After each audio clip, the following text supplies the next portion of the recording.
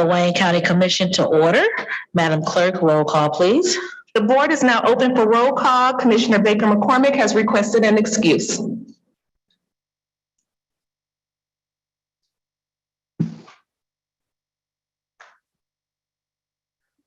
Yes. All this technology, I don't have my iPad. I'm here, just to let you know. All right. Duly noted. Present. Thank you, Commissioner Basham. You have a quorum present. All righty, thank you. Next item, please. Pledge of allegiance to the flag of the United States of Please America. stand for the Pledge of Allegiance. I pledge allegiance to the flag of the United States of America and to the republic for which it stands, one nation, under God, indivisible, with liberty and justice for all. All right. Next item, please. Invocation. Okay, today we have our invocation will be introduced by Commissioner Killeen. Commissioner Killeen, the floor is yours.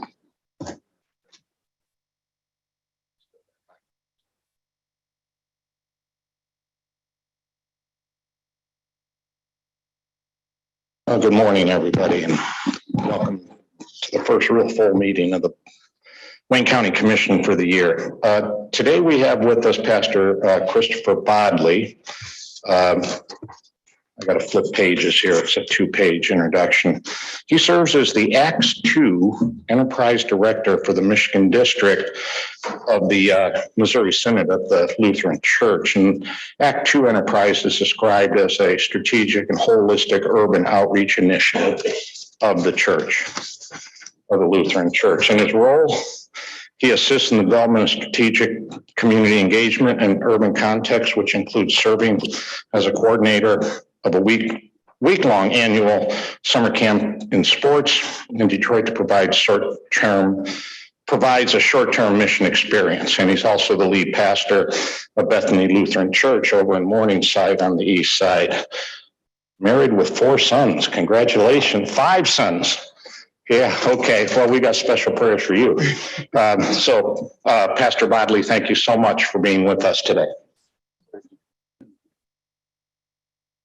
Thank you, Commissioner Killeen. Let us pray. Gracious Father in heaven, we thank you that you have ushered us into a new year filled with potential and purposes. We acknowledge that you are rich and that you have enriched our lives. And we thank you that you have opened up your hand and you have satisfied the desire of every living thing. We thank you for the people that are in this room, for the abilities, for the skills, the talents, the ideas, the imaginations that are represented. And we pray that they will be motivated out of love and compassion. We ask you that as they govern, may they be governed by grace and gratitude. We pray that you would cause, Lord God, for righteousness and justice to be demonstrated. We pray that policies will permeate with a sense of making sure that the well-to-do will be cared for, as well as those who are the weak, the vulnerable, and the fatherless. We thank you and we praise you. We ask you that all will be done and be pleasing in your sight. And we acknowledge and give you thanks for this day, because this is the day that you made and we will rejoice and be glad in it. We thank you and we honor you according to the name of your Son, Jesus Christ, who saves us and keeps us. Amen.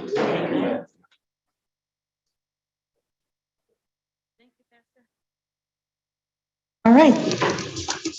Thank you so much, Pastor, for that inspiring prayer. Thank you for coming and being with us this morning. Next item, Madam Clerk. Reading, correcting, and approval of the journal. Vice Chair Pro Tem Baydun. Move for approval. Support. It's been moved and supported. Are there any changes to the journal? Hearing none, please vote.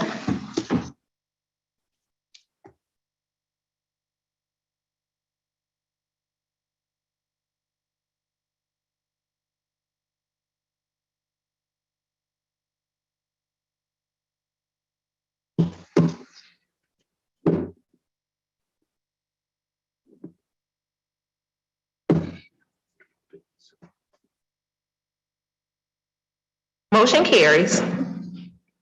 Okay. Thank you so much. Next item, please. Report from the chair. So for about a year or so, we've been working on a new system to make it a little bit more efficient. The company that we decided to go with is called Open Meeting, and this is a different way of voting, but can be a little bit more efficient. It's very easy, but we will have staff here to assist if there's any need for assistance, but the pads that we have yes, no, or abstain. And there's also a button to request to speak.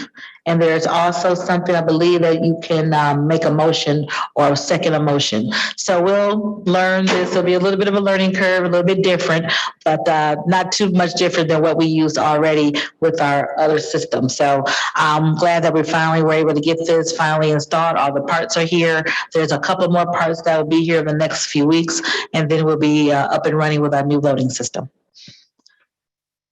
And I see, okay, I'm looking at my little screen now, and it's, okay. It says reading correction and approval of adjournment, but we've already done that, so it's just still up there, so don't mind that. So there'll be a few instances where we'll be going through a learning curve as we learn this new system, but eventually it will be all good. Next item, please. Unfinished business, there is none listed. We're moving to offering of all petitions, ordinances, resolutions, and presentations. There are 5 items listed. Item number 1 is a resolution by Commissioner Marecki honoring the Northville High School boys cross-country team for its successful 2022 season, which it capped by winning the Michigan High School Athletic Association Lower Peninsula Division I State Championship. All right, I'll bring to you Commissioner Marecki for this very, very special presentation. Yes.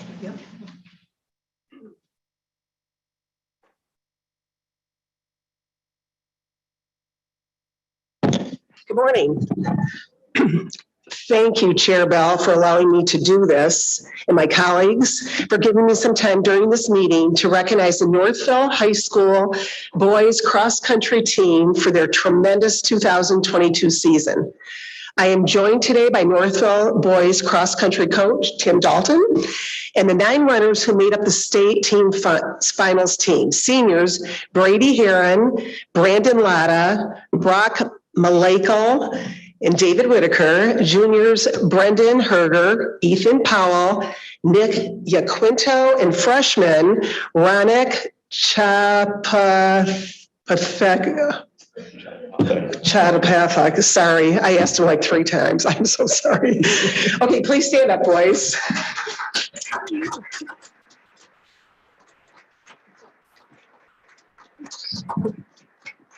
This remarkable group of young men had a perfect cross-country season. They were undefeated throughout their regular season meets and the invitationals they participated in. They took first place at the Kensington Lake Athletic Association's Division Conference and Regional Championships, and at the Michigan High School Athletic Association Region 6 Championship meet. Their season accumulated at Michigan International Speedway with Northville boys cross country had an overwhelming win for the Michigan High School Athletic Association Division I State Championship. Their team beat the runner-up team by 74 points. This team is the first cross-country team to be state championships for the Northville High School and only the second boys team to win a state championship in school history. The Northville cross-country team would fill the room if they were all here with a total of 80 young men on the team. Coach Tim Dalton leads them by instilling the importance of preparation, hard work, brotherhood, and a commitment to success. His coaching approach bleeds into other aspects of the runners' lives as the team has an average GPA of 3.77. I am honored to be able to present the team with this resolution honoring their many achievements this season. Congratulations on being the Michigan High School Athletic Association Division I State Champs. And thank you so much for coming down here today on this rainy day. We appreciate it. So congratulations. And here, Coach Dalton, there's a resolution. Thank you. Of the Wayne County Commission.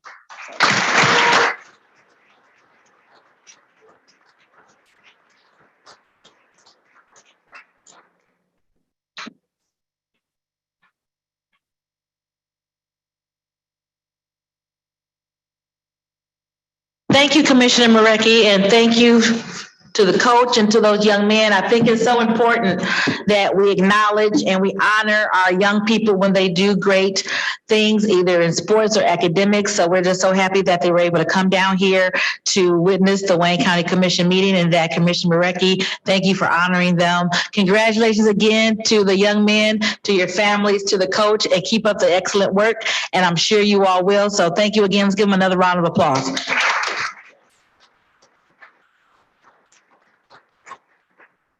So this is a resolution. I'm going to ask Commissioner Marecki, you will move that resolution? Okay, I'd like to move this resolution. Is there support? Okay, it's been moved and supported, and let us know when we can vote.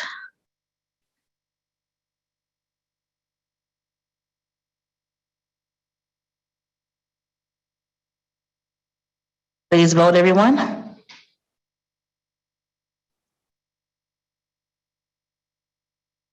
Motion carries. Very good. Thank you so much. Next item, please. Item number 2 is a presentation by the Wayne County Airport Authority on human trafficking. So as you all know, human trafficking is an issue that plagues our country, our state, our county. A lot of times it happens at airports, truck stations, and just in our neighborhoods, unbeknownst to us. I've been, as a past chair of NACO's Public Safety Committee and still a member of the Public Safety Committee, we've had several presentations on the national level on human trafficking and what we can do to help prevent and to identify that. Today, I'm happy that Commissioner Hados, as the chair of the Airport Authority Board, requested that we have a presentation on the efforts of our airport and how they're combating human trafficking right here in Wayne County. So at this time, I'd like to turn it over to Commissioner Hados to introduce our speaker for today about human trafficking at the airport and what we're doing to prevent it. Thank you, Madam the Chair. I thank you for help us to schedule this presentation today that I believe it's important to all of us to educate ourselves about this important issue. Today with us, we have the CEO of the airport, both airport, Will Run and Metro, Chad Newton, and he's gonna present his team to us and go from there. Newton. Okay, welcome, Chad. Thank you, Madam Chair. Thank you, Commissioner Hayes. Good morning, Commissioners. Thank you for giving us a few minutes of your time today. As Commissioner Hayes stated, I am Chad Newton. I'm the CEO of the Wayne County Airport Authority. We oversee Detroit Metro Airport and Willow Run Airport. I really appreciate just a few minutes that you're giving us today, especially in light of the fact that this is Human Trafficking Prevention Month. Just to tell you what we've done, what we've been doing. Madam Chair, I think you recall the conversation we had in your office just before COVID, where you asked what we were doing, and I told you that as soon as we had a program developed, we would come and give a report. Since then, Commissioner Hayes, even the county executive have asked several questions as to what we're doing. So I'm pleased to say that we have developed a comprehensive plan. We have looked far and wide, and we have found a outstanding professional who is specifically trained in this area, Lori Tanos. Lori started with the Airport Authority by training all of our police officers to help identify human trafficking when they see it. Lori is an attorney by trade, and she's has done so much in terms of her work in the human trafficking. Lori has worked closely with our external affairs and communications department to help us implement this program. So I'm going to bring Lori up here and she'll walk you through just a few slides, if you don't mind. Thank you.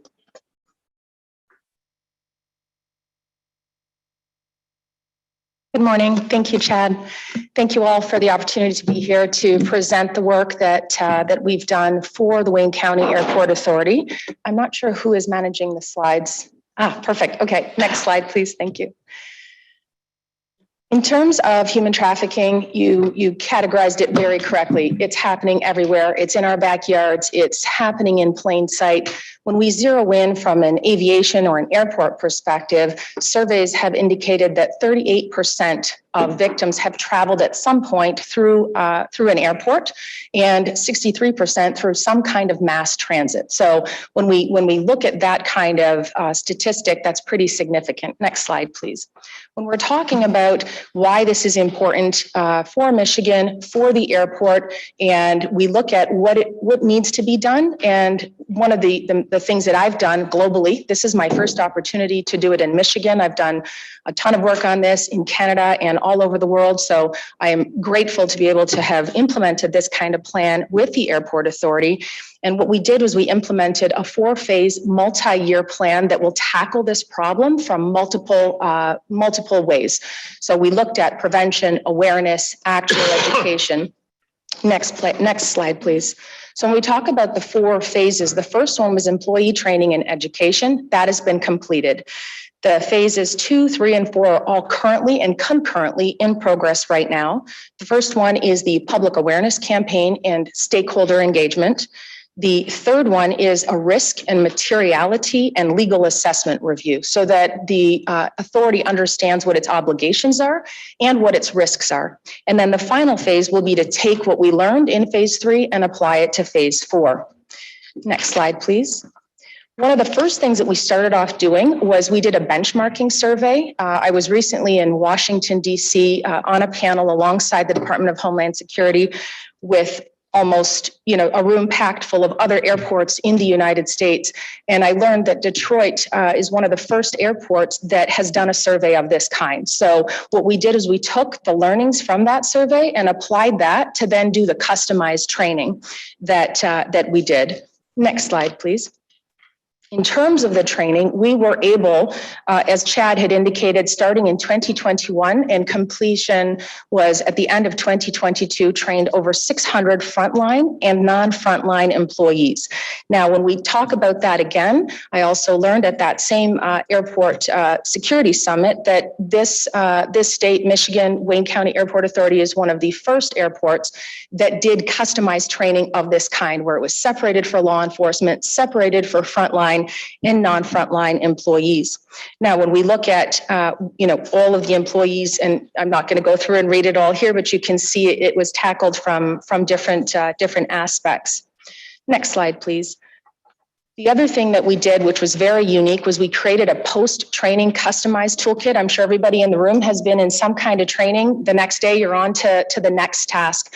So what we wanted to do is to make sure there was a takeaway of some kind. So that toolkit is like a little cheat sheet that employees can reference that helps them understand what are the important takeaways from that training.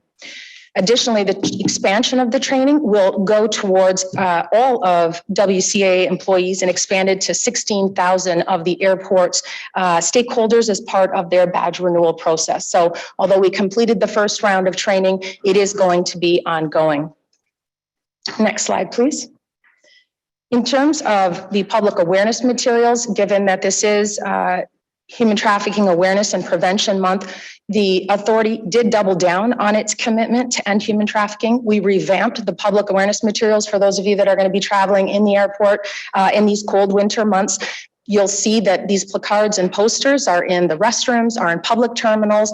And what we did differently this year was we used victim enhanced and survivor enhanced messaging. So information that we learned from victims, from survivors, has gone to inform that. In terms of a communications plan, we will be updating the messaging on the website and continuing with other communication efforts. This is an example. It's hard to read from here, but just to give you an idea of what it will look like. And then finally, for phases 3 and 4 that are currently in progress, as I said, we're looking at the authority itself internally from the inside out to say, what can we do? What can be done to mitigate risk, to mitigate exposure, and to make sure that these good practices are being conducted, taking from those learnings and then applying them from there. So that concludes my presentation. Thank you for this opportunity. Thank you. Thank you so much. Excuse me, when I talked to Mr. Newton a little while ago, a few years ago, it was because I had seen signage, and I want to think it was the Long Beach Airport in California. And then subsequent, the Atlanta airport had some signage. And I thought it was important that we'd had something here at our airport as well to make sure that for those who are being victims, that they know that there's help. And then even to serve those persons who are doing the victimizing, that they're on notice that we're watching and we see them, and not to do that here. So I'm so glad that we've implemented this. Please keep us posted as you complete the next phases of this. I think it's so very important that each of us commissioners also be advocates to discuss this, talk about it, make people aware and know what the signs are. It's not necessarily all sex traffic work, it's also labor work too. People being forced into different sweatshops or restaurants. So just being keenly aware of our surroundings and knowing what we can do to report and how to assist those in need is so very important. Are there any questions from commissioners? Commissioner Killeen? Yeah, I hit my request to speak button. I don't know what happened there. Okay, here we are. Yeah, my question on this is great. More of this is needed. As a former high school teacher, well aware of. Through all of this training, if something pops up where it is suspected that there is trafficking going on, what is the authority that the airport authority has to take action on that? What do you, because that's the key, that's the end of it, right? Correct. So what actions will people be able to take? That's a very good question, and that was part of the customized training that was specific for public safety for law enforcement. So everybody now at the airport understands if you see it, they know what needs to be done, meaning they'll call 911, and it would be the airport authority, airport police that would attend on scene, and then they have sort of like a protocol that they would follow to say, here are, and that was what we did that was very unique. So I'm a previous customs and immigration officer with the federal Canadian government. So my law enforcement and my legal training helped form some of the customized interview roles, that role playing that we did, so that we could say, all right, you're an officer, you've been called to the airport, to the terminal. What do you do in this case? And so certain questions, certain tactics to not cause any harm, both to the potential victim, potential trafficker, and all of the other airport customers. So those protocols were taught in the training and refreshed on an ongoing basis through that toolkit. And if it's a matter that needs to call DHS, HSI, that's their next course of action, right? So if it's something that could not be handled by the airport police directly, that the next step is for them to contact HSI.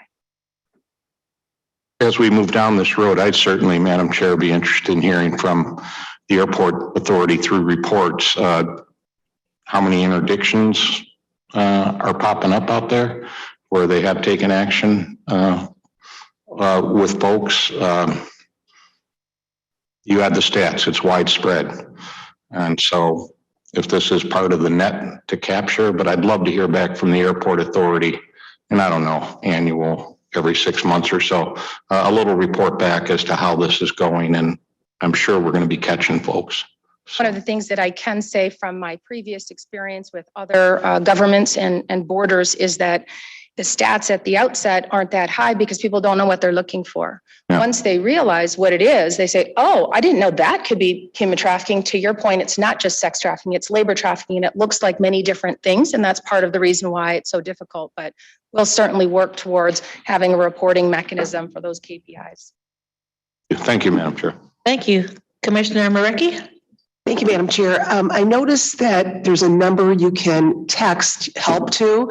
What would happen in that situation if somebody did that? So that number is when you want to anonymously report. One of our findings is that people are hesitant to call the police and say, I think this is it, especially in the current environment that we're in. There have been some mistakes. Some people who have called, given there's, let's say, an older gentleman, a younger woman, they're actually married, depending on cultural, issues. And people say, oh, no, I think that's a case of trafficking. They get called in and they realize, oh, I made a mistake. I shouldn't have done that. And then it causes people to retreat and to not report. So one of the findings from the national hotline was that if we had a way that people could anonymously report, and so that texting is for two things. One, for somebody like you or I who suspect, and we say, hey, I think this at this gate getting on to this flight, or for a potential victim to say, and then immediately there's a response that says, okay, we are going to intervene, and there are people on site that would. There's two members of the Homeland Security Investigations that work at the airport. So there is that on-site connectivity that would be there in the event of it was a victim that was reaching out, as opposed to somebody doing a reporting who wasn't a victim. Okay, so if someone was doing the reporting, they would have a chance to text back. But if someone was a victim, then how do they stand there and text back? That was one of the things that we changed in the report, in the placards, was that there was a number that could be called, but if you're a victim, odds are you're not going to have a phone with you. Right. Okay. And what generally happens, and that's why these placards are now going to be placed in the restrooms and in the stalls, because what would generally happens is that it's either a custodian who's there cleaning, or another fellow person using the restroom, that they'll come up and say, can I please use your phone? Can you text this number? This is who I am. And usually it's going to be that person who's aided the victim who will maintain the phone, maintain the communication with whatever information that victim is. Okay, thank you. Thank you, Commissioner. Any additional questions, comments? Commissioner Baydun? Thank you, Madam Chair. Based on your findings, and what are some of these cases coming from? Are they mostly international or domestic human trafficking at Metro Airport? So because we don't have an accurate idea of statistics at the airport specifically, what I can say is that in the United States, 75% of sex trafficking is domestic. It's US citizens who are trafficked for sexual exploitation. However, the flip side of that coin is that 80% of labor trafficking in the United States, the victims are not US citizens. They do not have US residency. So that is one of the efforts that we'll be working on as we start, going through these next phases in the remainder of this year, to say, okay, what statistics can we find from the airport specifically, and how can we narrow down who the victims are, who the traffickers are, and those types of things based on the reporting. Thank you, Commissioner. Commissioner Anderson? Thank you, Madam Chair. I just wondered a couple of things, and I apologize if I missed it in the presentation, but as far as safe zones or anything like that in the airport, are those being created, or have they been created, that an employee, maybe with a food service, one of the vendors, and has anyone been designated with those, that someone will be on working basically anytime that store is open, that facility is open, to direct them if someone were to tell them and they were to become aware that someone's being trafficked? Is there going to be a safe zone within quick access for that person, that victim?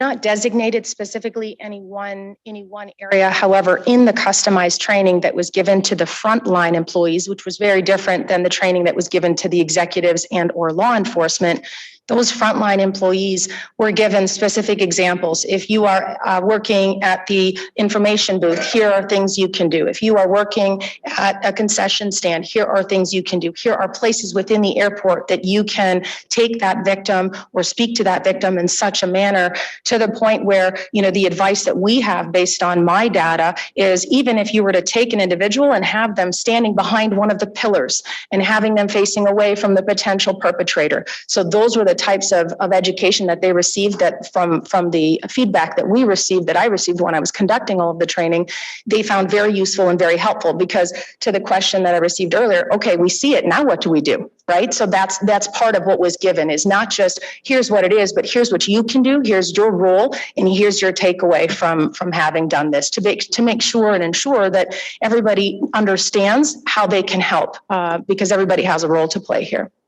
How easy is it for an employee of a whether it's a food establishment or something, to be able to notify and get a response back from the airport police or? It's calling 911 and their response time is immediate. And in one of the trainings that I was given, it had just happened in between two of the police trainings that were given, and they gave me a story of exactly what had happened. 911 was called. The airport police reported immediately. They were there within minutes, and they de-escalated the situation. And basically, there was a young woman who was at risk. Unfortunately, one of the problems with sex trafficking is that many of the victims don't see themselves as victims. So trying to educate the officers who are saying, but Lori, I don't understand. I'm here to help her. She doesn't want my help. And I said, you have to understand, she doesn't see herself as a victim. She thinks that she's a model and she thinks that she is, working at this trade show. And so having the understanding of that mindset of how the victim thinks, to be able to have those conversations and to de-escalate it is part of what that training. But in terms of just the one example that was literally a few months ago, the reporting time was immediate. Thank you. Thank you. It's, as you speak about being a model, a lot of times when we had the auto show in January, that would be a high time for this type of activity here in Detroit and in Wayne County. And then, of course, the Super Bowl, wherever it may be across the country, is also a very, very high time. And I know the cities and counties that the Super Bowl is in is always on high alert to look for that, because that's when it ticks up quite a bit. Are there any additional questions or comments? All right, well, thank you very much. This is great, very educational, and we do look forward to maybe in about a year's time, seeing, how it's going. Hopefully we've been able to prevent some issues from happening. So we look forward to getting information as this continues on. Thank you so much. Thank you. Madam Clerk, in the interest of time, I would like you to read 3, 4, and 5, and then after you read them, we will vote on all of them together. Okay. Item number 3 is a resolution by Commissioner Bell proclaiming January 2023 as National Human Trafficking Prevention Month and urging residents of Wayne County to share knowledge and speak out against sex and labor exploitation, in addition to businesses, civil society organizations, and communities of faith, recognizing the important role each plays in combating human trafficking and creating appropriate programs and policies at home, school, and work aimed at ending and preventing all forms of human trafficking. Item number 4 is a resolution by Commissioner Bell recognizing January as National Blood Donor Month and encouraging Wayne County residents who are eligible to donate blood or blood components regularly to ensure that this life-saving resource is available for patients whenever and wherever needed. Item number 5 is a resolution by Commissioner Bell affirming the Wayne County Commission's pledge to rededicate itself to the ideas expressed so beautifully by Dr. Martin Luther King Jr. through his historic I Have a Dream speech, and calling on all elected officials and all Americans to do likewise. Okay, thank you, Madam Clerk. Number 3, obviously, it was important that we have this presentation and have this resolution because January is Human Trafficking Awareness Month. So again, thank you, Commissioner Haydos, for bringing this to the presentation to us today. January is also National Blood Donor Month. For those who are able to donate blood, please do so. That's always something that's important throughout the year, but January is designated as a special recognition for that. And then, of course, on this past Monday, we celebrated Dr. King's birthday. Not a day off, but a day of service. So we always want to remember Dr. King and his legacy, and realizing that this year will be the 60th anniversary of the March on Washington, D.C. And I will remind everyone who does not know, he did his dream speech first in Detroit, not in D.C., but that we will be celebrating the March on Washington 60th anniversary later this year. I see the motion was made by Commissioner Clark Coleman. I'm doing the clerk's job, I guess, and seconded by myself. After we vote, then I will open up the board for all of these for co-sponsors. Please vote on all 3.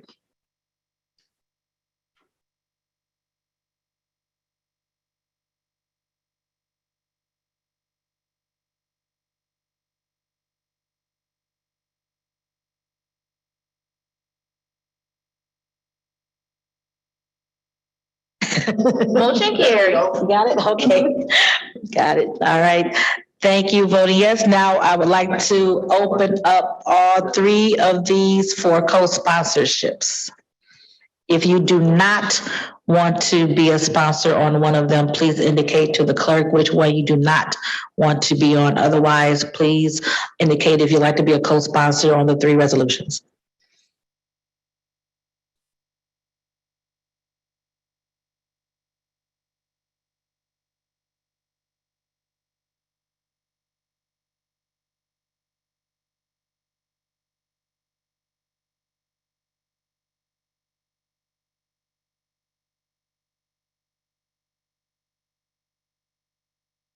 Oh, yes.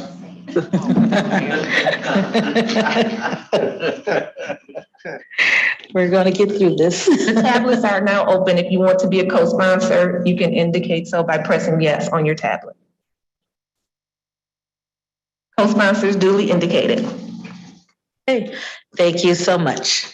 I do like this request to speak button though. That's kind of cool. All right, next item, Madam Clerk. We are moving to reports from committees. Report A is from the Committee on Economic Development. There are 4 items listed on pages 2 and 3 of the agenda. Hey, Commissioner Hados. Thank you, Madam the Chair. I move to receive and file item 1 and 2 and for approval, item 3 and 4. Okay, is there support? Support. Moved and supported. Any discussion on the report on economic development? Discussion on the report. Any questions? Okay, hearing none, please vote.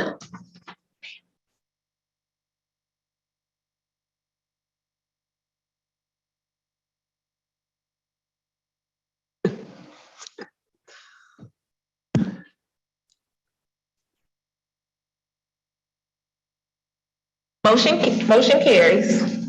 Thank you. Next item, please.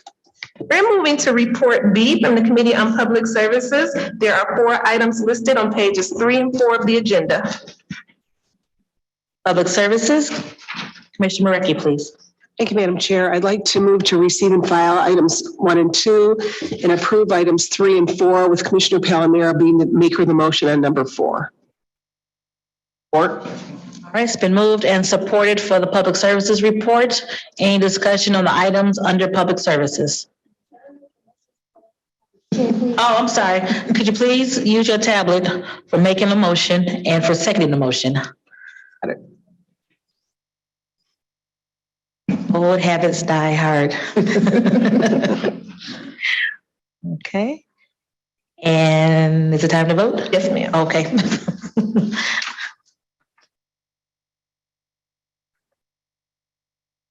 Oh, yes. Even have a tablet. Getting thick somewhere. Commissioner Clark Coleman, Commissioner Basham.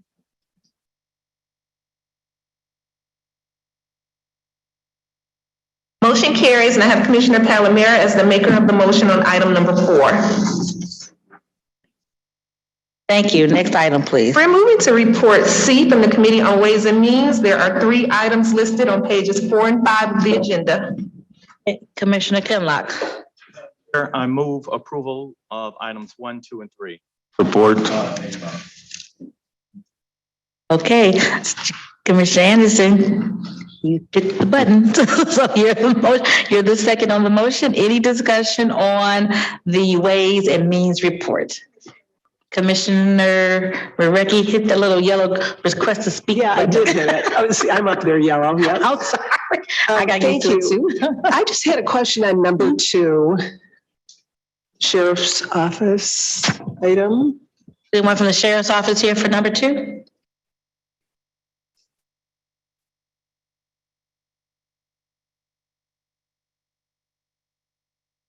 Morning, Morning. Sumaya Harp, Director of Administration. It's on.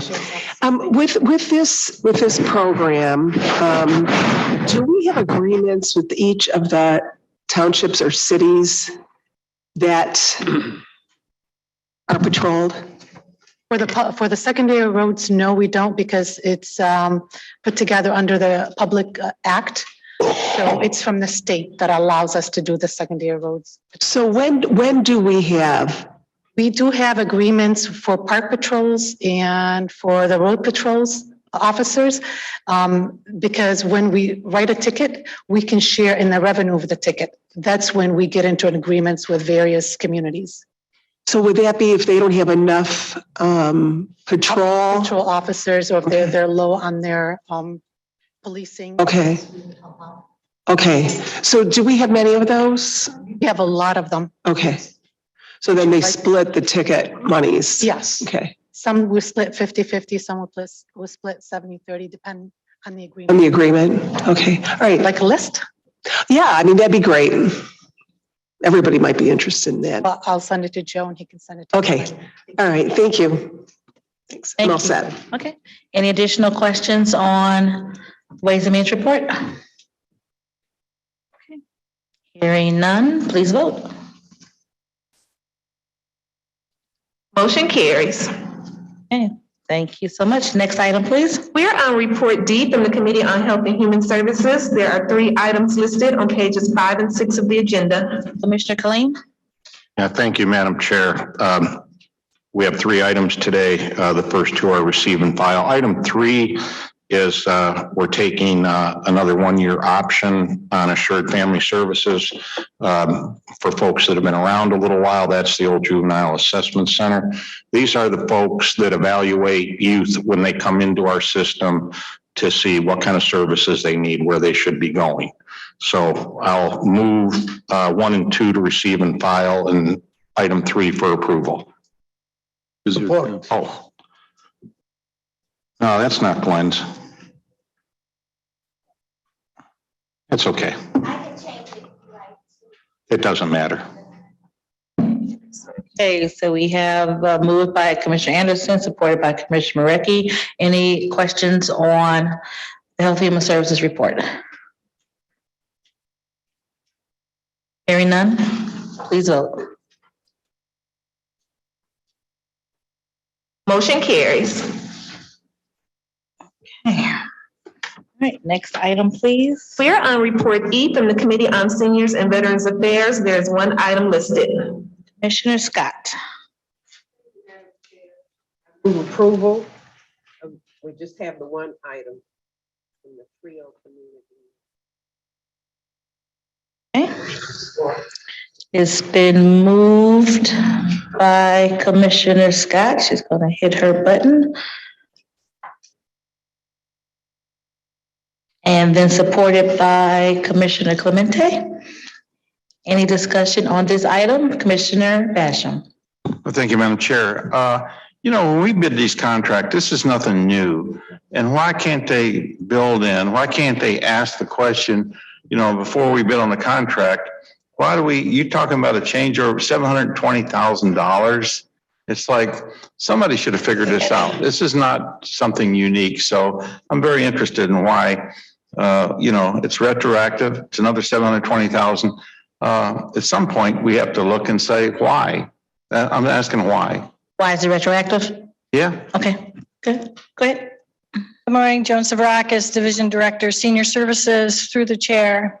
Commissioner Basham, this is a modification in the amount of $720,000 to a 5-year contract with Trio Community Meals, who is our food service vendor for the Meals on Wheels program. When we bid the contract 5 years ago, we estimated how many meals we would be providing at that time. At the end of the 5 years, we realized we would need additional dollars to make up for the additional meals we served. Also, our funding agency, the Senior Alliance, allocated additional funds for additional meals, and we did not receive that amendment from them until late July of last year. So in order to process the amendment for this contract, we had to wait for the amendment from our funding agency for the dollars to support it.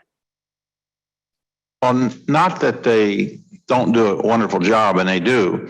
But the point is, there's probably vendors that would have probably bid this contract that didn't bid it because it was too expensive for them.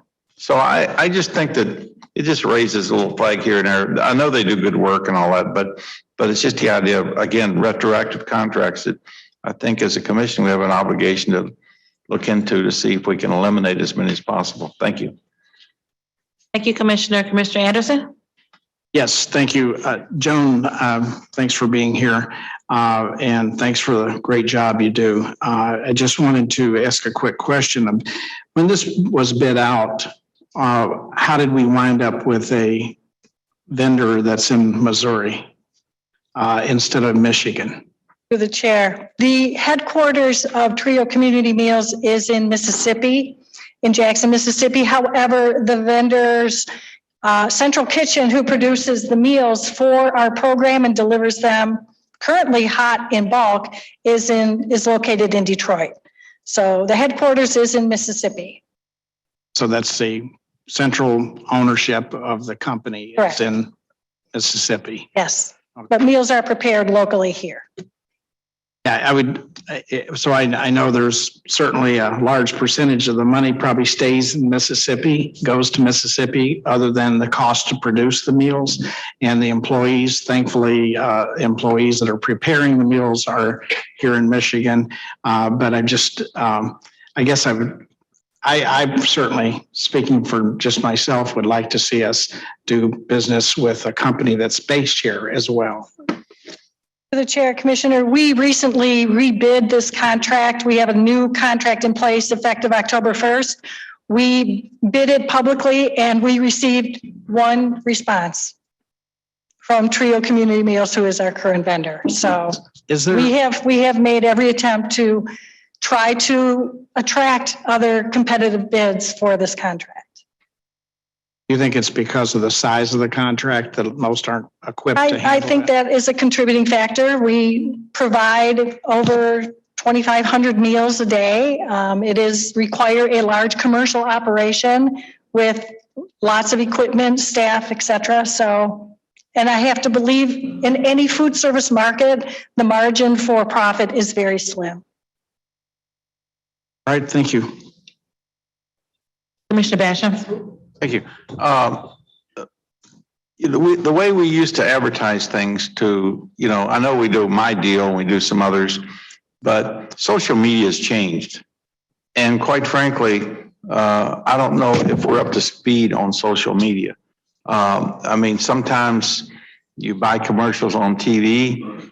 Sometimes you go to Facebook or some other. Are we doing those kinds of things to try to keep up with social media so that we can get the word out? When you have no response or one response, it tells me not to do anything wrong, but maybe there's an opportunity to expand how we do things on social media. I'm going to let the procurement director answer that. Through the chair, this is Aaron Wagner, DCFO/procurement director. Commissioner Basham, as part of the implementation that we're looking to do with the Oracle Cloud and ERP, we are looking at other avenues aside from BidNet Direct to push out or advertise our solicitations. Certainly, my department can work with DYT to see if we can set up a live page that would that's on the county website and possibly even link through Facebook just to get those solicitations out and pushed further into social media. That's something I think we can do in the immediate. But again, part of the Oracle Cloud ERP implementation that'll be done at the end of 2025 for the financial side, which includes procurement. That is something that we're looking to design in the next year. And just to sort of prove a point, I don't want to get too far off this.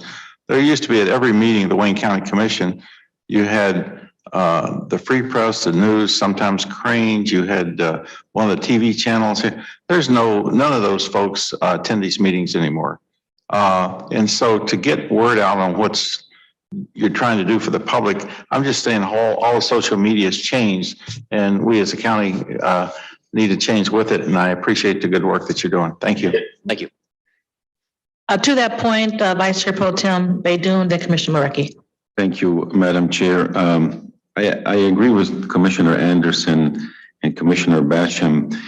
Is there a plan, do we have like a plan how we can reach out to these large banquet facilities throughout Wayne County? I mean, they have the infrastructure, they have these huge kitchens.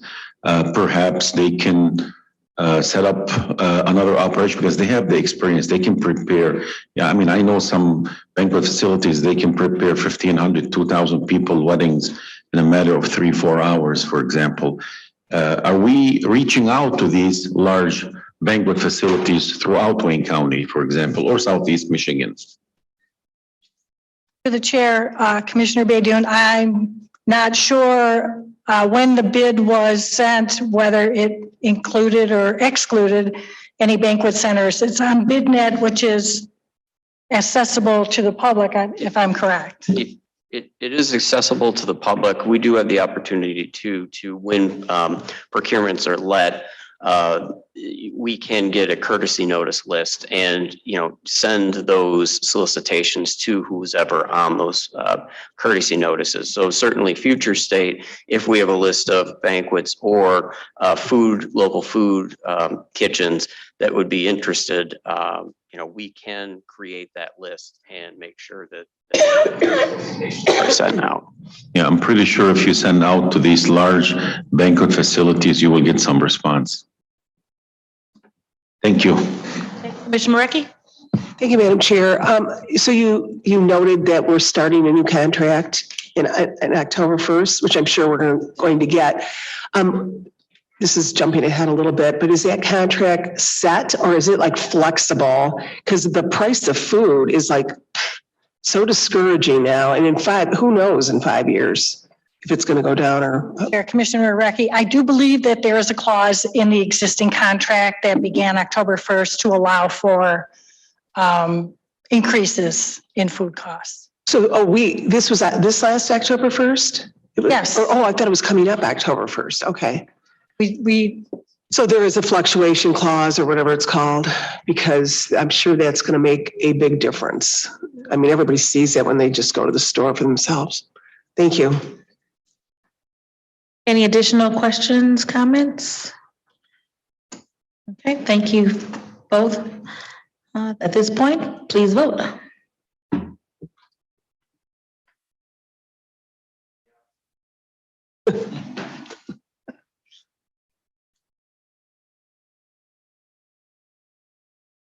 Commissioner Scott?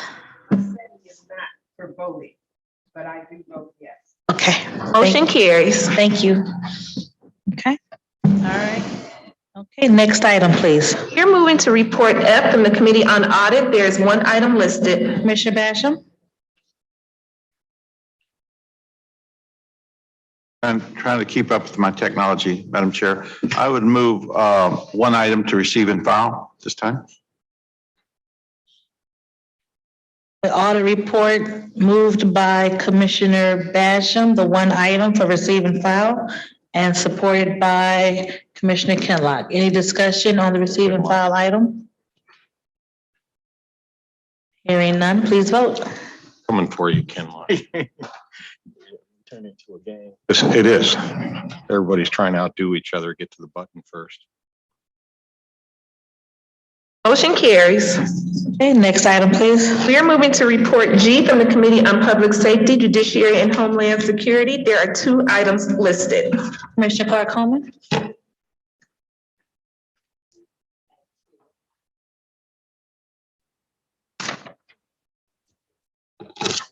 One, and move approval on item number 2.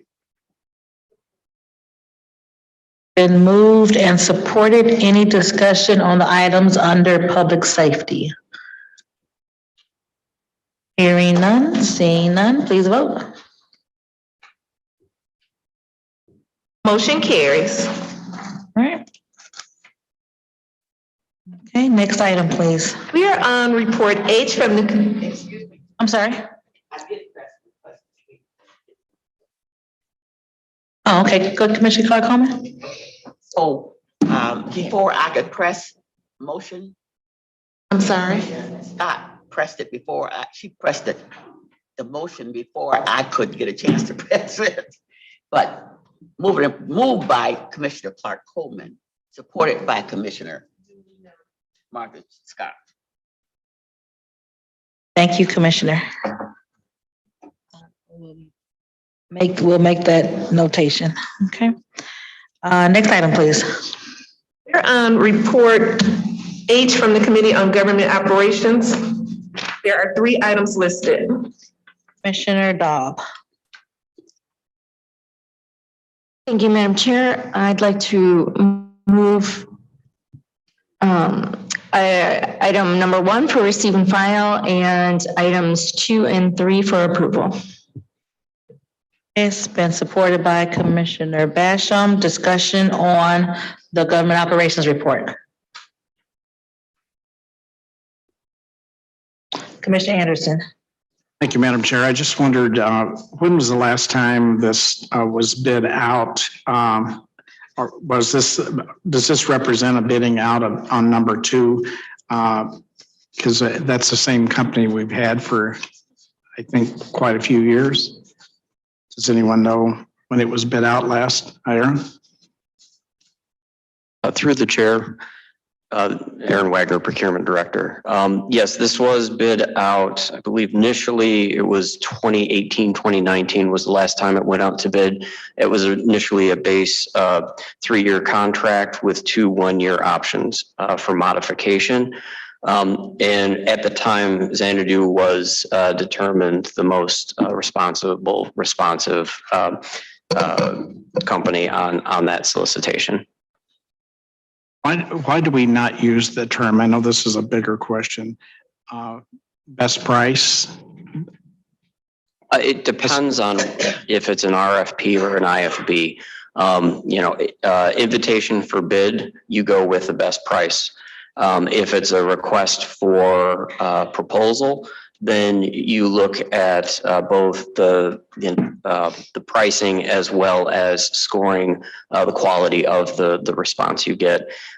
Typically, if it's a service, we instead of going with an IFB, service-based contracts typically are for RFP. Thank you. Thanks. And again, just real quickly, it's our methodology is we get the best, or we try to solicit the best service for the best price, not the lowest price. Thank you. Any additional questions on the government operations report? Hearing none, please vote. Carries. Next item, please. We are on page 8, upcoming meetings. Okay, please note the upcoming meetings. Today's benefit and staffing task force will be at 12:30 and it will be on the 7th floor committee room. So 7th floor committee room for the 12:30 benefits and staffing task force. If there are any changes to any of the upcoming meetings, please let the clerk know. Next item. We are on new business. There are 2 items listed on the agenda and 2 on the addenda. Item number 1 is requesting commission approval of amendment number 3 to a 2-year inmate telephone services contract with 1 2-year option to renew between the Charter County of Wayne and Telmate. Okay. These items were requested by the administration to come to full board to have a discussion. They were not completed in time for committee, so I will turn the floor over to the administration. Through the chair, the administration is asking for an amendment to extend the existing contract of Viapath. This will allow for inmate communications, not only for inmate telephone services, but video visitations of the families of the inmates in the new CJC. That building was designed for more video visitation, was designed as a video visitation facility. And our current provider, we've been fortunate enough to negotiate the lowest video visitation costs for inmates and families, in addition to allowing for a 1-to-1 ratio on technology of tablets for inmates in this amendment. Part of that that technology also includes a wider suite of free services that include religious content, educational content, media content.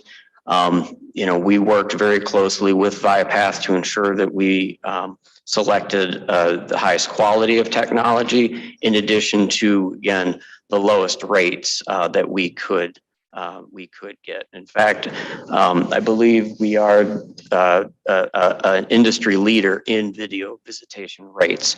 We were able to negotiate it down lower than any other provider in the country.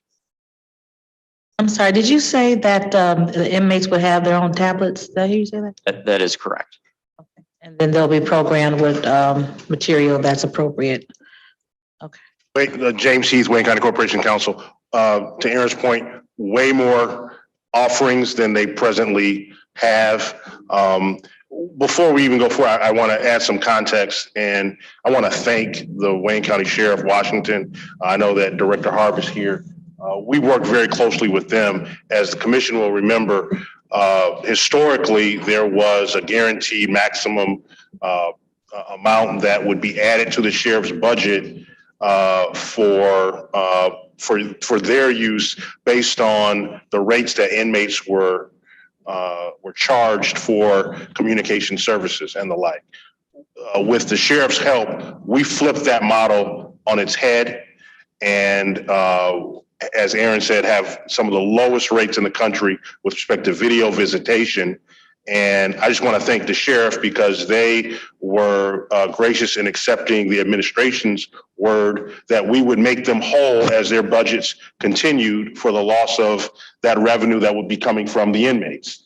Not only is it, in our opinion, the right thing to do, but it is in line with where criminal justice is heading in the future. And so we thought that it was important as we moved into a state-of-the-art facility that we be cutting edge with respect to this issue as well. And just reminding the commission that our current facility is designed not to have the same amount of in-person visitations with respect to family members, friends, and the like. So that made it doubly important that we make it as easy and accessible to inmates to visit with their loved ones. We would not be able to say that to this commission. Point of order, Madam Chair. Yes. I want to hear what's going on in this meeting. I really want to do the people's work and do my job. It sounds like there's somebody running jackhammers outside. BTE is doing work and they're going to be here for about 2 weeks. Well, somebody should tell them that we have a responsibility too. And I can't hear anything over here. All I can hear sounds like jackhammers, especially with this. And so just want you to know, I want to pay attention, but I can't. Okay, feel free to move your seats if you need to get closer during this difficult time of this work being done by DTE, if you need to get closer to hear the speakers. To that point of order, excuse me, Mr. Heath. No, it's not showing up, so I will note that you have a question. Okay, thank you. I'm sorry, Mr. Heath, go ahead. So I just didn't want to go on without thanking publicly the Sheriff's Department for working with us and getting us to the point that we're at. Thank you, Madam Chair. Thank you.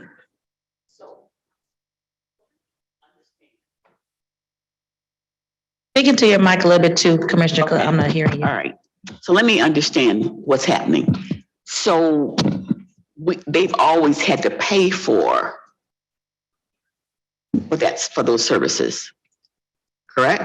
That's correct. There historically has been a charge for whether we're talking about telephone services, video visitation, right? The ability to access these add-on services, tablet services that Aaron is referencing. We are lowering those rates and are going to be, a leader in the nation on that because of the uniqueness of our visitation design for our facility and because it's just the right thing to do. Well, I totally support that because I think that it discriminates against the inmates who don't have the funds to talk to their relatives. And I think studies show that they're better, their behavior is better when they're able to communicate with their loved ones.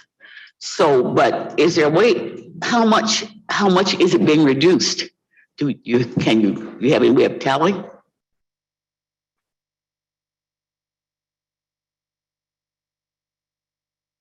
Director of IPATH. The rates have gone down from 16 cents to 9 cents. So Nine? 9. Okay. But importantly, inmates will receive every week, and I left my notes back there, but free video calls and free phone calls every week for the indigent. Every inmate will receive free video calls and free phone calls every week. So the indigent will be able to make phone calls and video calls every week. And if you allow me to grab my notes, I'll give you the totals. That's great. I'm glad to hear that. I think that's great. While he's getting his notes, what is the amount of revenue that they will not be getting from the traditional set? Estimated, of course. Estimated annual MAG was about $1.3 million. And so those services went directly back into inmate services, whether it was for the libraries or, for the weight rooms, those types of things. Worked with M&B Budgets, made the commission, M&B Budgets made the commitment, administrations made the commitment that we will offset that loss of revenue to make sure that their budget is whole, and those holes are not gone unfilled, essentially. 1.3 million. Okay. All right.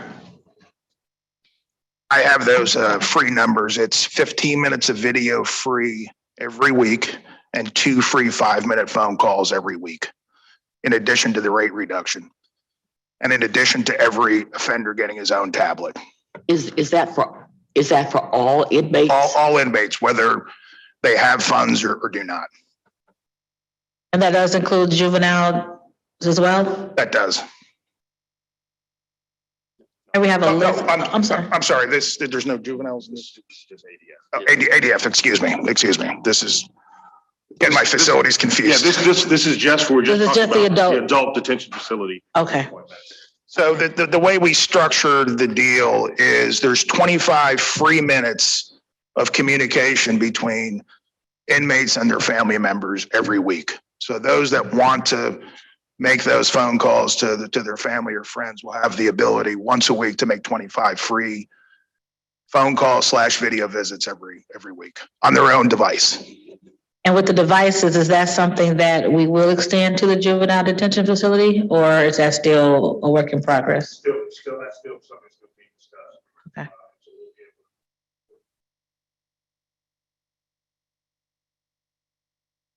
You have a list, Commissioner Killeen? Thank you, Madam Chair. So we've cut the phone rates almost in half. And although it doesn't say on the thing, a significant reduction in deposit fees. I am pleased to vote for this contract, and I'm pleased with administration's approach to this contract. I voted on a number of these contracts over the year to provide these services in the jail, and it always struck me as a little bit of debtor's prison. The numbers were so high for people in our custody to be able to talk to their family. So I'm delighted to see that now we are setting the pace for how this can be done. And I'm not the least concerned about any hole in a budget. We'll figure that out, but treating folks right in our custody is terrific to see. So thank you. Thank you, Madam Chair. Commissioner Kinlock. I also want to thank you all for bringing this forward. I know when we met in the committee of whole, this is something that you said would be coming down the pipe. Just want to know how close you are to providing the same contract or service or opportunity for the juvenile population as well. So how close are you to reaching some sort of agreement in that order? Not close enough to say anything smart today. Thank you. So as you know, I'll keep plugging and asking through the chair as well. Yeah, thank you. Thank you. Commissioner Anderson. Thank you, Madam Chair, and good morning. I just wanted to touch on two things. First, to give credit to former Commissioner Alona Varga for making this a priority, and she pushed my button on that issue when I was chair previously. And that was an important issue for her, and she, I think, and well done. I give credit where it's due, and she convinced me and also our team that was the right thing to do. I also wanted to ask, will there be a timer on those tablets that they can see how much time they have left? Because I can see that someone might run past the allotted amount that they get per week. Will there be up in the corner of the screen, something like that? How will our guests know? Yes, they'll know every time an offender logs into a tablet.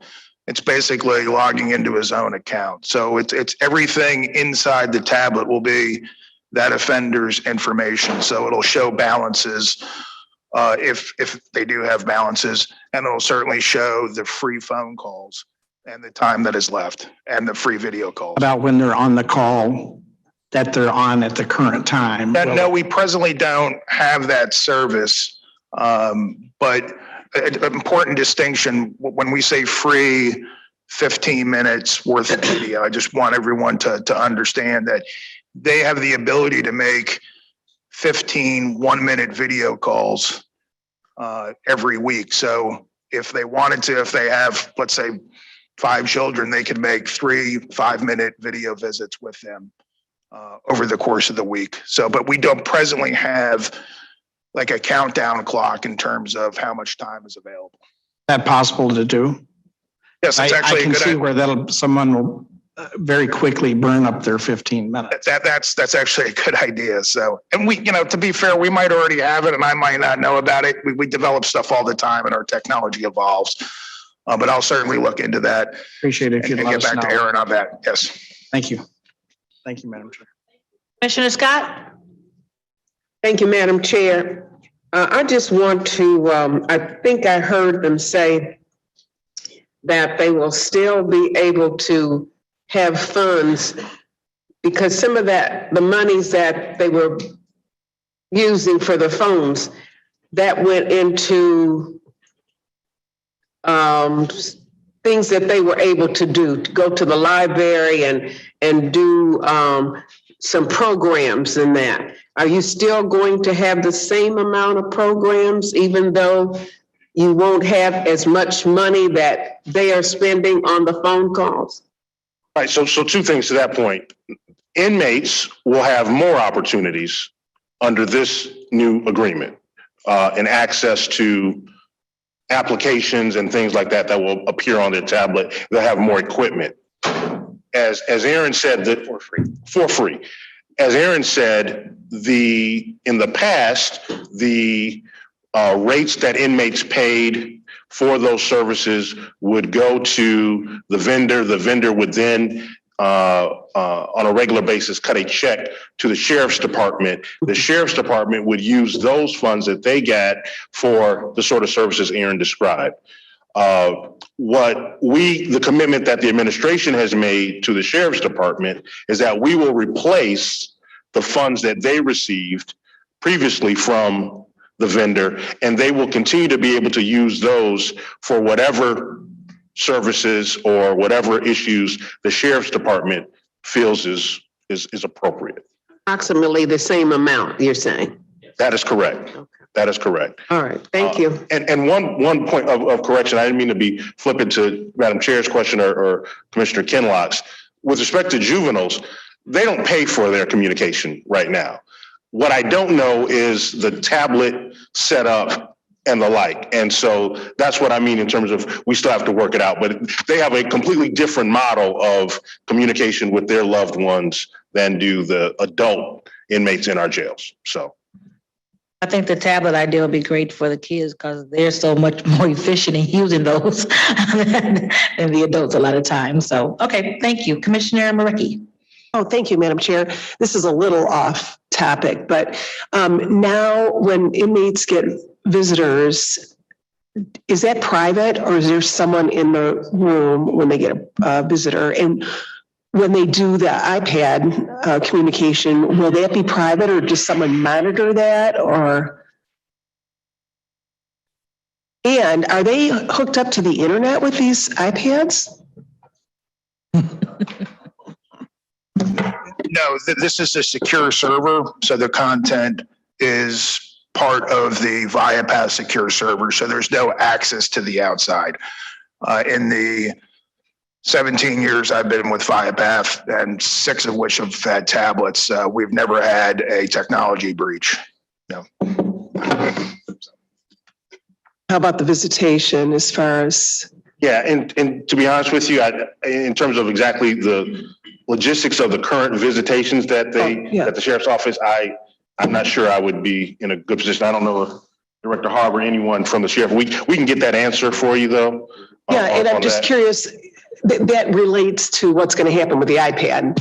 I mean, if it's private now, will it still be private? If it's not private now, will it not be private? So presently, inmates are sharing these tablets and they are using them in a general population. Right now? Right now. Okay. So they will be able to kind of still have that same situation, but they will have their individual stuff. Now, of course, and beyond that, when they're meeting with their attorneys or their professional visits, obviously that is still private. But, you know, we're talking about reading a book on a tablet, reading the Bible, whatever folks do, listening to music, that's going to be done in the general population where the inmate finds him. Oh, okay, not in their cells by themselves or whatever. Well, I mean, in a secure situation, but they're with other people. Yeah. Yes. Okay.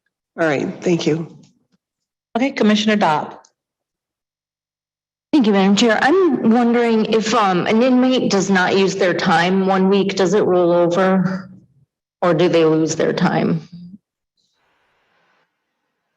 No, from a system point of view, it's basically if it's not used within that calendar week, it's lost, but it resets the following Monday. Okay. And they'll get the 25 minutes of free communication. Okay, thank you. Any additional questions on item number 1? All right. Thank you all. This is good information.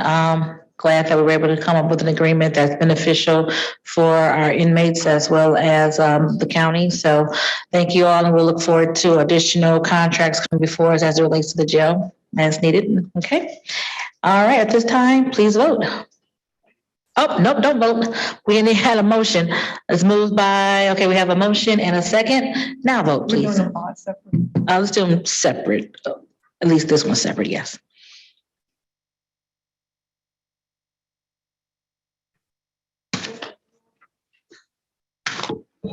Motion carries. Excuse me, did I move? Okay. All right. Item number 2 is requesting commission approval of an American Rescue Plan State Revolving Fund Grant Agreement between the Charter County of Wayne and the Michigan Department of Environment, Great Lakes and Energy in the amount of $957,000 with no county match required for Rouge Valley Sewage Disposal System Phases 1E, 1F, and 1G Long-Term Corrective Action Plan Improvements. Okay, who's here to speak to this? Let's get a explanation and then we'll have a motion. Go ahead, sir. Good morning. Morning. Through the chair, Patrick Cullen, Division Director of Environmental Services, Department of Public Services.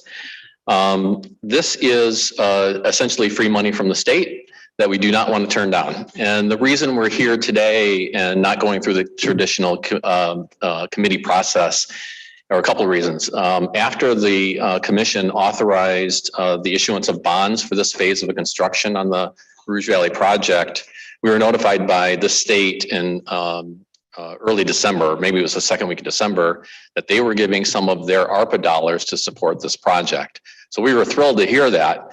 However, the closing for the state revolving fund loan that's associated with this project is tomorrow. And so we needed to get the grant agreement approved by the commission today in order to reduce the overall loan amount by the amount that they're granting for the project. So this will support the 14 member communities in the Rouge Valley Sewage Disposal System. And this is straight grant dollars from their ARPA funds. We were thrilled to hear it. We were also concerned that if we put the closing date off past tomorrow, that they might decide to give it to someone else. So we wanted to jump on this quickly. Thank you. The motion's been moved by Commissioner Colleen and supported by, I think, Commissioner Anderson. Questions, Commissioner Marecki? Thank you, Madam Chair. So this phase is like $10 million, did you say? Yes. So this will be going towards that as far as taking out the bonds. Right. And we appreciate it. CAPS, Michelle gave us a heads up on this, so that was appreciated. But yeah, this is great news. It is great news. Yeah. Yeah. Thank you. Commissioner Colleen? Thank you, Madam Chair.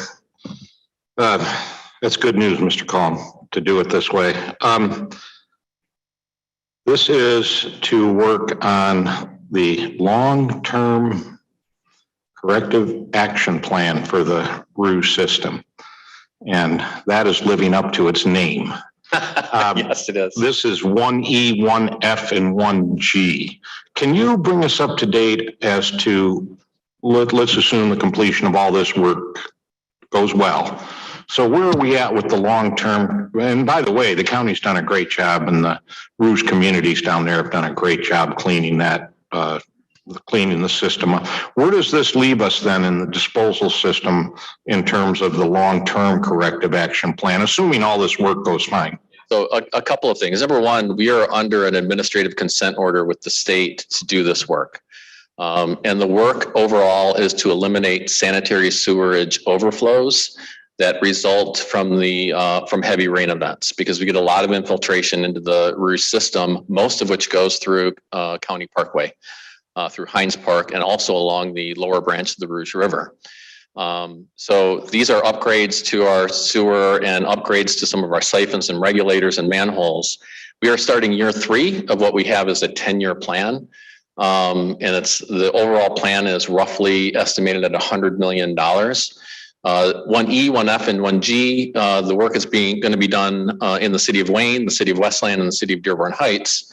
One is to replace a siphon, which is a pipe under the lower Rouge River that takes sanitary waste from the city of Westland to the lower Rouge Interceptor.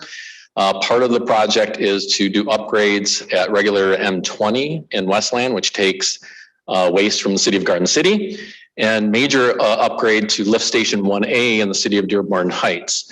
We're also lining the sewer. We're doing sewer lining with this work, and we're rehabbing the manholes in the system as well. We're redoing the manholes. We're actually raising them a little bit above grades in places and putting different lids on them that will prevent infiltration from going into the system. Longer term, the biggest aspect of this project is at the end of the rainbow, and that's really where the real question is going to come up. The state is asking us to build a storage facility, a large, basically holding tank. We're estimating the cost to be in the $50 million range. A lot of it is going to depend on what they're going to require us, how much storage they're going to require us to construct. And we're going to have to find somewhere to put it too. So that's the biggest chunk of the project. And that's still probably 2-3 years down the road from design. Yeah, thank you. And how much of the Rouge Valley system is combined sewers? Almost all of the Rouge Valley system is separated. There are some combined areas still that exist, primarily in Inkster and in Dearborn Heights. There are still some areas of combined, some CSOs. Most of that CSO wastewater goes to CSO retention basin facilities that were built as part of the old Rouge project back in the early 90s. But still, when we get very heavy rain events, those systems don't have the capacity to handle it all. So we still do get incidents of discharges. And so this project's going to go a long way towards eliminating those. Yeah, and doesn't the cost of separating the sewers fall onto the local communities, not the county? It does. Yeah, okay, that's what I thought. Thank you very much. This is good stuff. Thank you, Madam Chair. All right, thank you. Any additional questions? Okay, we do have a motion and support. At this time, please vote. Madam Chair, I'm sorry. I did have a question. Go ahead, Commissioner Anderson. Real quick, since we sort of got on to the broader picture, PFAS in our system, like in Newburgh Lake and other areas, bodies of water that we have. Are we doing any testing on that to see what problems we have out there, Patrick? For the chair, our division is not doing any surface water sampling for PFAS specifically. I know the state has been doing sampling throughout the state and also through our watersheds as well. I know there has been a lot of work on effluents from landfill leachate that's been done. There's been a lot of biological work that's been done in terms of fish studies and what sort of, loads they're seeing in different aquatic organisms as well. We're not under any obligation, at least, to do PFAS sampling at this time, but we're paying very close attention to that issue. I guess this might be a question for someone else about the water system that we have and how much contamination with PFAS we have in our local areas. But anyway, I'd like to hear anything that you have in mind or you see coming down the road. I mean, not now, but offline. I do have some information I can send to your office. Appreciate it. Thank you. I know we just saw a report. There was just a report in the news about people that are eating fish that are out of our waters, that PFAS is in the fish and it's going to cause problems. So thank you. Okay, any additional questions, comments? Okay, hearing none, please vote.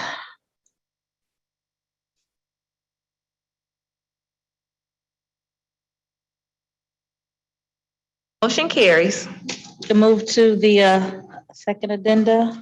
Here on the addenda, item number 3 is requesting commission approval of amendment number 3 to a 5-year contract between the Charter County of Wayne and Alliant Insurance Services in the amount of $1,758,543.15 to pay for a 1-year, 1-day insurance policy for 3 movable bridges that is secure for the county. Hey, and who is here to speak to this item? Good morning, Commissioner.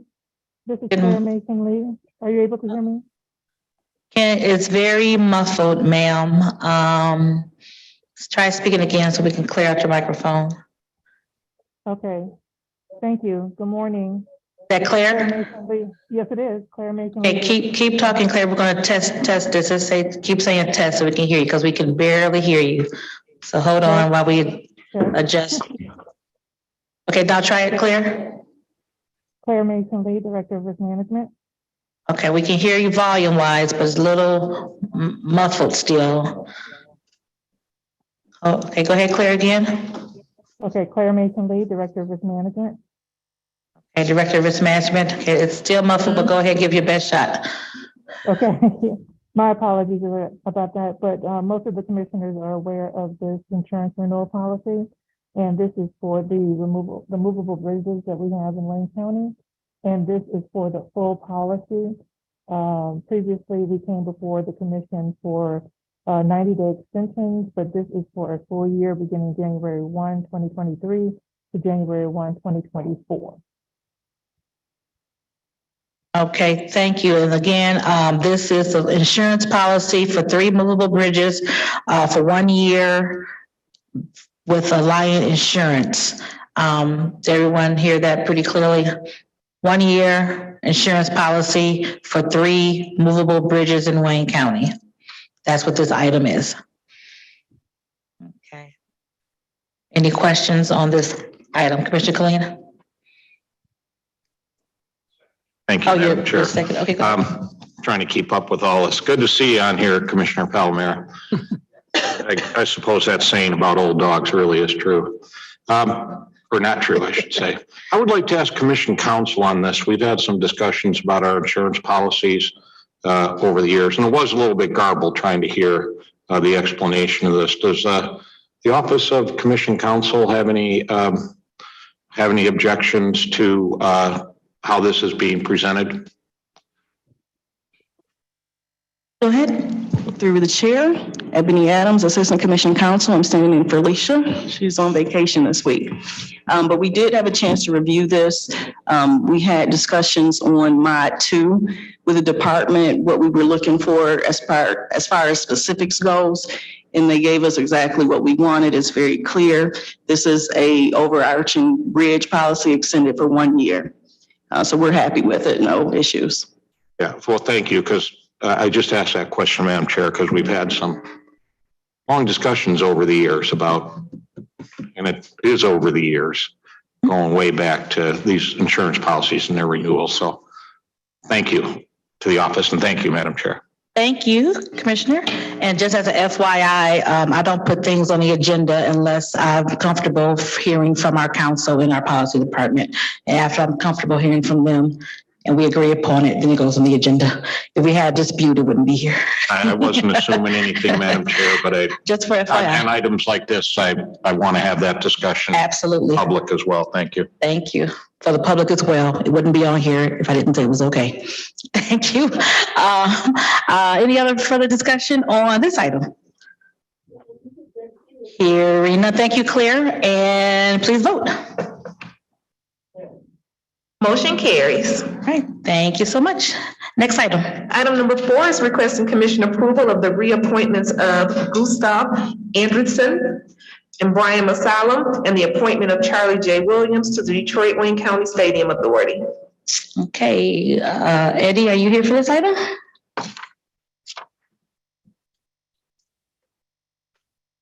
Good morning, Eddie Fakori with the administration through the chair. I believe our candidates are online, should there be any questions directed to them. But these are, as stated, 2 reappointments, and Mr. Williams is a new appointment replacing Mr. Settles, who has stepped down. Any questions about these reappointments and then appointments to the Stadium Authority? Yes, Madam. Commissioner Basham. Thank you, Madam Chair. Qualifications would be, I think, a fair question. Just because we know someone shouldn't be a reason to appoint or reappoint. And what do they do? What are their obligations? Getting free tickets to the stadium, is that enough?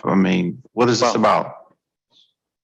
Well, I think the 2 reappointments have been well known to the county and served the county quite well with the administration. As far as their background, they are not only community leaders in Wayne County, but they are also professionally. 2 of them I can speak to briefly. I know if they're online, they can speak for that question, but they are sound financial advisors and investors of finances throughout the county at scalable levels. Mr. Williams, from what we know throughout the county, is a profound leader in our community, was identified by the administration, was more than happy and willing to accept. And we provided the resume of Mr. Williams as well. So if they are online, I don't want to speak for them. They are more than happy to also answer Commissioner Basham's question. And their resumes are in the packet, commissioners, if you want to peruse them a little bit further, but we do have them online if they just want to identify themselves, if they are online. And if not, that's fine too. But they were online. Yeah, they were online at the beginning of the meeting. Commissioner Basham, continue. Yeah, I'll continue to be the skunk at the picnic. Wasn't Mr. Williams the same one that was working for the sheriff to recruit deputy sheriffs for Wayne County? No. No, the same That's Williams? Keith Williams. Okay, it's a different one. Okay. Different Williams. Then, okay, because I was going to say we have 340 openings for sheriff. So, thank you. I'm done. Different individual. Commissioner Clark-Holman. Thank you, Madam Chair. I would like to speak on behalf of Charlie Williams. I think that people in Detroit certainly knows Charlie Williams. He goes way back. He's been involved in city and county business over the years, and he's very well known, and he's very knowledgeable in these areas, and I would highly recommend Charlie Williams. Thank you, Commissioner. Commissioner Kinlock. I too would like to state that Charlie Williams is someone that I've known for 40 years. And that goes back to my teenage years. He's somebody who has shown himself to be a dedicated public servant, serving in a number of different roles, advising a number of different leaders, both locally and statewide, on public policy issues. And he was, over the years, viewed as a person that is a go-to person to deal with challenges and the toughest of challenges in our region. So Charlie Williams absolutely is someone who is would be a good member of this board. My question is that, and something I talked to the chair and council, and something that's very important, when you agree to serve on boards and committees, and Lord knows I do serve on a number, you have to go to the meetings. You have to go to the meetings. That's very important. And it's been brought to my attention that the Stadium Authority has not been able to meet because of quorum issues. So how important is that in you evaluating and assessing the person's previous attendance at meetings? Because they certify, they receive, tax collection and whatever other statutory responsibilities, and it's not needed for on a monthly basis. But when they do meet, which is not, they should have a quorum, and so that's problematic for me. That a couple of times they were trying to have a meeting and they were not able to have a quorum. So if I may, through the chair, when I assumed this responsibility on behalf of the administration about 5 months ago and looking into the Stadium Authority's activity, obviously there hasn't been much need to have them convene. We as a county have 3 recognized seats on the board, so I can only speak to those 3 candidates. Referencing files that I was given as of recent of 2017, our representatives were present. So they were present. So the issue is on the other side. I will say from the brief information that I was given, that was clear to me that especially the chairman of the board, Mr. Brian Masalam, has been active and has made this a priority and was present. It's reflected in the minutes as well. So I know Brian. Brian's very active out here. And Chairwoman, Mr. Williams and Mr. Masalam have confirmed they are also online. So if there's any other questions to be directed to them, they are available. Okay, Madam Chair, that concludes my questions. How do you get off the floor? Thank you. I'll go to Commissioner Scott. Thank you, Madam Chair. In regards to Mr. Charlie Williams, we grew up in the same neighborhood, and so I have known him from a youth all the way up, and was a great inspiration to Mayor Young on his staff and that. And he's just done some remarkable work. So I could say ditto to all that Irma has said. So I'm glad to have him on this board. Thank you so much. Thank you, Commissioner. Commissioner Anderson? Thank you, Madam Chair. Eddie, I just wanted to tell you, I appreciate your comments that you review before they put forth names. And I realize too that 2 of these folks are reappointments. I guess one I wanted to speak to is to ask you, do you also look at residency and to try to make sure these boards are balanced with representatives from all over Wayne County? So a short answer is yes, we are obligated to ensure that they are compliant. In some cases, some of these boards and authorities have requirements for residency. We know that they all meet that requirement. But as far as the process that is followed by the administration, there are recommendations of candidates that are vetted and then narrowed down. So we do try to approach this in the best interest of the county to get various perspectives, not just from residency, but also the individuals and their backgrounds. But yes, that is part of the process based on those candidates being recommended. I would hope that we would start looking at that to see where we're maybe light on representatives from outside of the city and to make sure we have a good cross-section of Wherever Wayne there, County. wherever we have control in that respect, we definitely consider that. Thank you. Thank you. And Vice Chair Pro Tem Baydun. Thank you, Madam Chair. As the Wayne County Commissioner for the City of Dearborn, I can speak for hours about Brian Musalem. He's a stand-up guy, a great community activist. He served on Michigan State. He was a trustee. He played for Michigan State. We will not hold that against him, but we love Brian and he's a great addition and I will fully support his reappointment. Thank you, Commissioner. And a couple of gentlemen are online. If you can hear me and if you could unmute, if you just would like to address the commission. It was Mr. Williams and Mr. Asal. Okay. If you can unmute your lines and address the commission. If not. Charlie Williams. Oh, hey, Charlie. Hello, Mr. Williams. How are you? I'm good. How are you? As you know, I have served in many positions. By the way, thank you for all those that made comments in support of my proposed appointment. I have been, working in government for 35 years, close to it, 27 with the city, 1 year as Chief of Staff to Ed McNamara, 2 years with County Exec for Kano, and in which I was his Deputy County Exec. And I think at that time that I was blessed by this commission, or the commission back then, to be unanimously approved as a Deputy County Exec.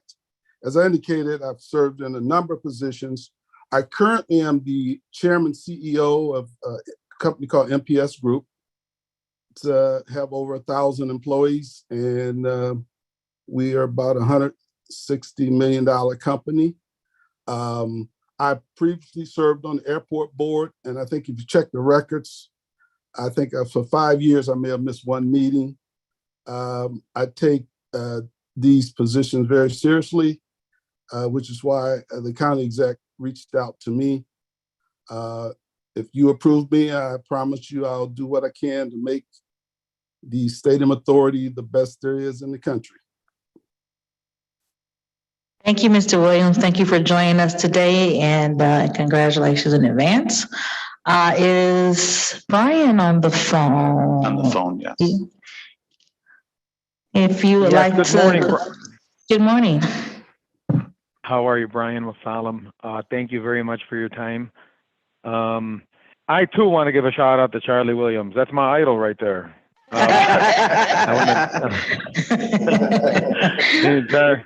Charlie's a legend, but I am honored that the county executive has asked to reappoint me. Commissioner Baydun, I appreciate your kind words. I know many of you. I've served in the past on this board and have been very active and engaged. Eddie, thank you for your kind words and all the hard work you do for the county. Having served in a role at a trustee at Michigan State University and a fiduciary of a $4 billion organization, I think I've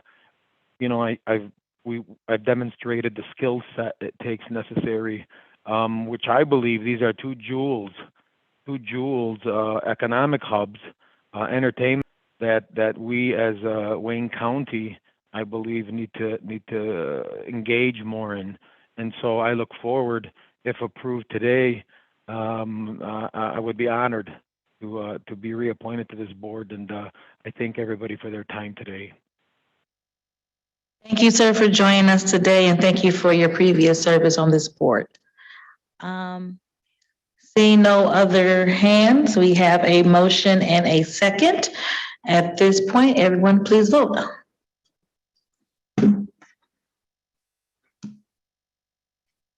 Motion carries. Okay, congratulations, gentlemen, and we look forward to your work on the Stadium Authority. Thank you. All right, next item. Thank you. We are returning to page 9 of the agenda, testimonial resolutions and certificates of appreciation. There are 7 items listed. Been moved by Commissioner Kinlock, seconded by Commissioner Clemente. Any discussion on the resolutions and certificates of appreciation? Any discussion? Hearing none, please vote.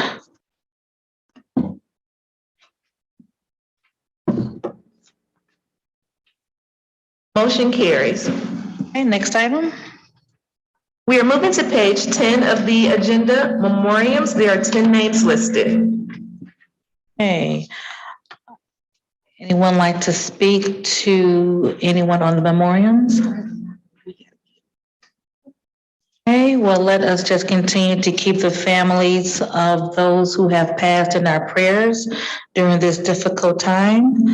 And especially to Eddie Fakuri and his family on the passing of his mother. We're keeping you in our prayers, Eddie, during this difficult time for you and your family. At this time, if everyone could please stand for a moment of silence.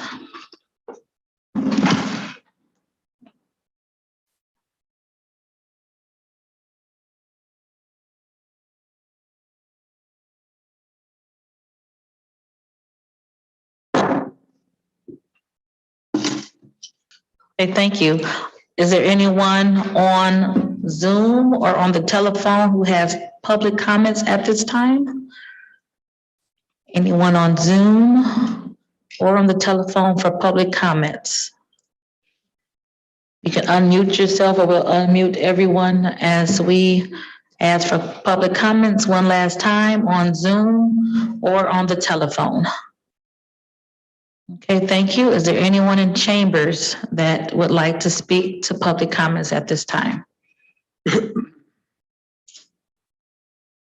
morning, and again, through the chair. Eddie Fakuri, just as a friend or a resident of the county, I just wanted to get up here to say a few words about all the support and the love that myself and my family received from my Wayne County family. I want to start with Mr. Evans and Assad Turfy, who immediately reached out and made sure that any support needed was extended. And then to you, Chairwoman, and Commissioner Baidoon, Commissioner Clemente, and all the commissioners who have reached out in one way or another. You all wrapped your arms around me and my family at a time that was very devastating. So I'm up here on behalf of myself, my siblings, and our entire Fakuri family to say thank you. That support, which I've known was always there, is different when you actually get touched by it. So it went deep, and we are grateful. And as fresh as it is, as numb as I am, I wanted to make it a point to reach out, whether by way of a phone call, a text, or just face to face. So thank you. And again, thank you all for extending your love and support to us. Thank you, Eddie. And again, we extend our deepest condolences to you and your family. We will certainly keep you all in our prayers, because I know this is an exceptionally difficult time when you lose your mother. So thank you so much for being able to come into work today. And again, we will keep you in our prayers. Sir? Thank you, Madam Chair. My name is Frank Woods, and I was recently appointed to the Wayne County Board of Ethics by you great people. I told you over the phone last month, because I was at the doctor, that I would come today and say thank you personally. So here I am to thank you all personally for your support.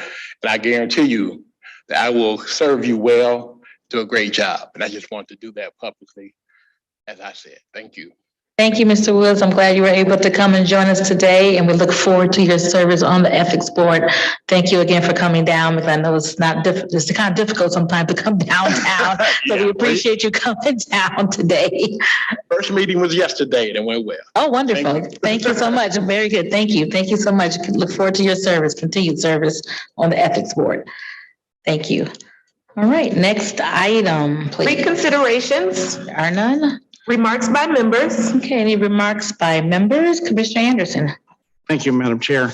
Just, I'll run through these really quick, but I'd like to ask for the chair and that we can pursue getting the commission some updates on the steps being taken to prevent the type of theft from the county.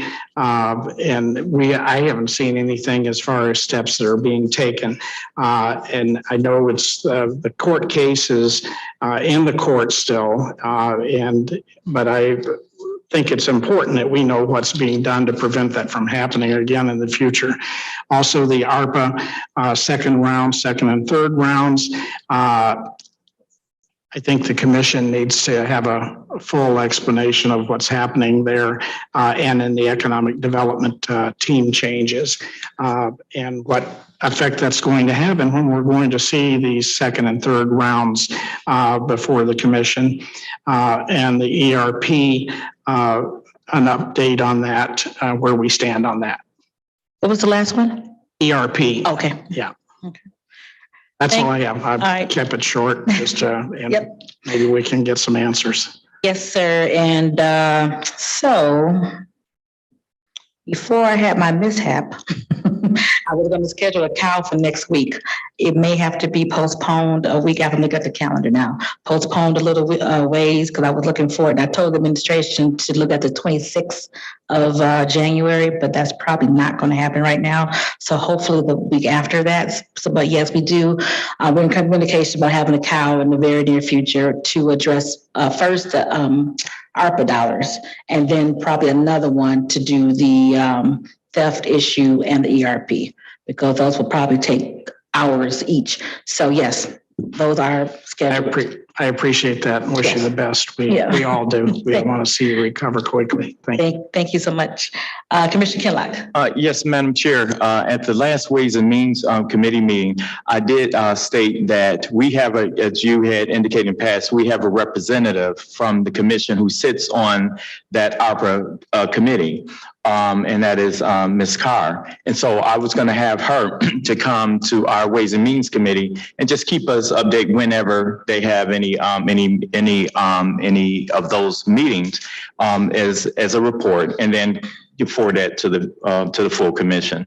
But I know that they have not been meeting on a regular basis, so I think that committee of whole meeting is absolutely going to be something that's going to be necessary. Yes, absolutely. And even if I cannot participate in person, maybe I'll be on the phone, because it is, I've had conversations with the administration about the ARPA particularly, and I really want to get that before everyone sooner than later. So just look out for a notice for a cow within the next 14 days. Because things are moving quickly. And the new economic development director will be reaching out to all commissioners as well to introduce himself and answer any questions that you may have as well. Oh, there he is. Hello. There he is. And then he'll be making personal meetings with each commissioner to talk about the future of the economic development department. All right. Thank you for coming today, sir. Any additional questions or remarks by members before I make my remarks? Commissioner Basham? Thank you, Madam Chair. I'd like to thank the person from the administration that heard the comment I made about the jackhammers and actually went out there and took 2 seconds and it got quiet for the rest of the meeting. So thank you for the administration working with the commission. I think that was probably Darnell or it could be Eddie, but Mike, okay, thank you so much. We appreciate that. Thank you, Commissioner. That easy. It was that easy. Thank you, sir. Appreciate that. Remarks by members?